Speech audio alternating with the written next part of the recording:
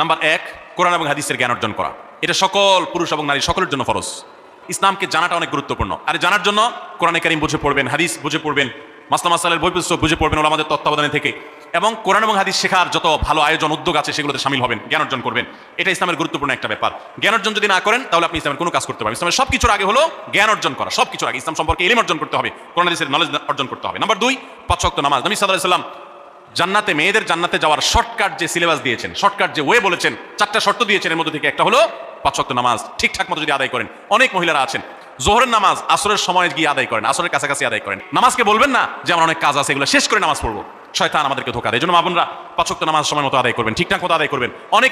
Number 3, Ramzan মাসে রোজা রাখা। রোজা রাখার ক্ষেত্রে আলহামদুলিল্লাহ মা বোনরা রাখেন সাধারণত, কিন্তু রোজা রেখে গীবত, মিথ্যা, শেকায়েত, মানুষের পিছনে সমালোচনা করা, এগুলো করলে গীবত নষ্ট হয়ে যায়, মুখ খারাপ করা, গীবত, এগুলো করলে রোজা, রমজান নষ্ট হয়ে যায়, রোজা নষ্ট হয়ে যায়। এগুলো করা যাবে না, এগুলোতে বেঁচে থাকতে হবে। সেই সাথে অনেক মা বোন আছেন একটু সন্তান গর্ভে আসছে, কিন্তু সন্তান দুধ কিংবা সন্তান দুধ পান করে, এই অজুহাত দিয়ে তিনি দেখা যায় যে রমজানের রোজা ঠিক মতো রাখেন না। এটা ভুল। বরং সামান্য একটু ঠুনকো অজুহাতে রমজান রোজা বাদ দেওয়া যাবে না। যতক্ষণ পর্যন্ত শক্তি সামর্থ্য আছে রমজান রোজা ঠিক মতো রাখতে হবে।